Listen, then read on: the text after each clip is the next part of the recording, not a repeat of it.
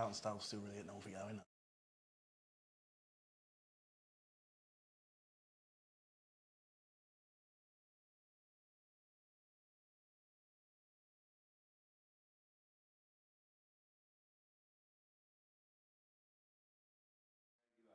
Okay, good morning Corey, thanks for coming along to the media conference today. No worries. Norfolk's started the season slowly this year, having lost a few players from last year's premiership team. Up against arch rival Brighton this week, how do you see the team performing this week? Yeah, well, we've had a bit of a rough start of the year through injuries and a few other things, people leaving. As John's probably already told you that, but it's good this week. We've had to leave a few boys out.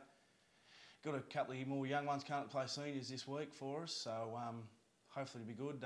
Bit of talk getting around to Brighton that they're pretty confident on doing us down there. But yeah, we're up for the challenge at the moment. Who's the young players that you're bringing in this week? You got young Jai and what's it, Jai Bierman and Jai Bierman, Daniel Copman, and Jake Bierman. Yep. So they'll be coming up. They got coming back from up Glenorchy way, but yeah, I've got a couple of more younger fellas coming through for me in the reserves as well. So that'll be good as well. Yep, good to see the young players getting opportunity at senior football. Yeah, exactly. So some of the leading lights in the seniors this year? So what do you mean? So who's been your better performers and leading the team out on the park? Obviously, as you know, Cliffy, Horny, young Blair Wardlaw, just the leadership group in general, really, young Daly and that. So they're trying their hardest, but as I said, got a lot of new faces up there this year, and I think they're standing up to do very well at the moment. Yep. Marcus Parker, performing well? Yes, as quality player, got good hands. As it's been a lot of people say, if he's not on, he's not on, and if he's on, he's on. But yeah, he's one of our quality forwards, and I can't really say that he's doing a bad job at the moment. I think he's doing the job. Yep. Down back, Paddles playing down back? Yeah, I know he's getting towards the end of his career, and I know he'd like to play a lot more forward, but as he's been for all his career, as probably one of the best backmen in the SFL, so yeah, he's a quality defender. You can't knock that from him. And how do you think, or what do you think will be the hardest part of playing against Brighton this week? Obviously, being a night game at Brighton, they'll get a lot more supporters there. It's always been a grudge match between Brighton and Norfolk, so we're confident on going down there, playing footy, hopefully get a couple of wins and come home. Yep. Matthew, change of clubs from leaving the Eagles, going over to Brighton this year. How's that been for the season today? Yeah, it's been extremely challenging, mate. At the start of the year, we didn't know where we were heading, whether we was going to have a team or not. But we've got good numbers now. You know, we're consistently getting between 30 to 35, sometimes 40 to training. It's always been a cultural problem out there. So we've taken baby steps, but things are going along quite nicely.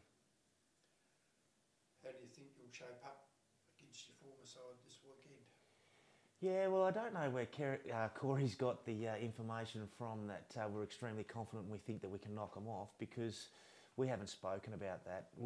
All that we do is, as I said, we're taking baby steps, putting things in place that are going to make us a better football team. We know that we've still got a way to go to be able to match the better teams and even the teams that are just above us. I've watched Norfolk a couple of times once this year, and they're still a quality football team. They've got some great youth there, along with some really experienced players.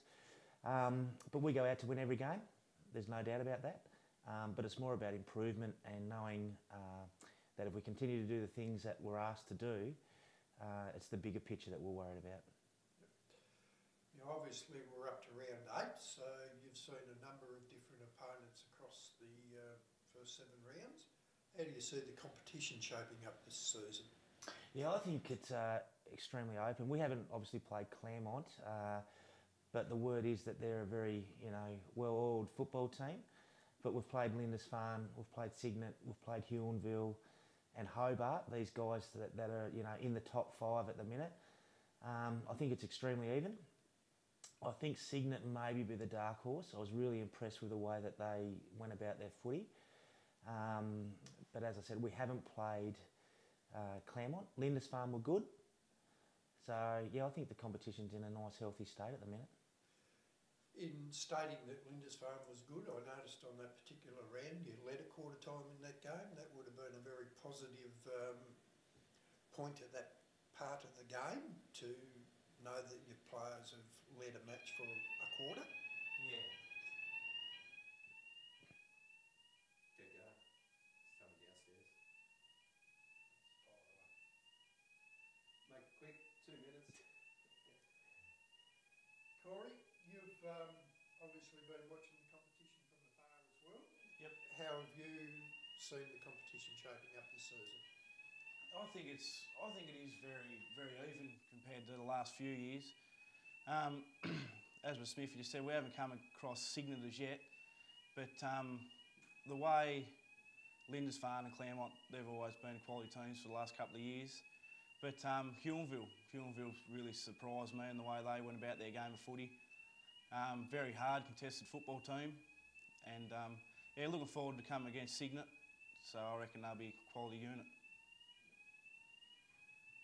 There's obviously some good young players throughout the competition.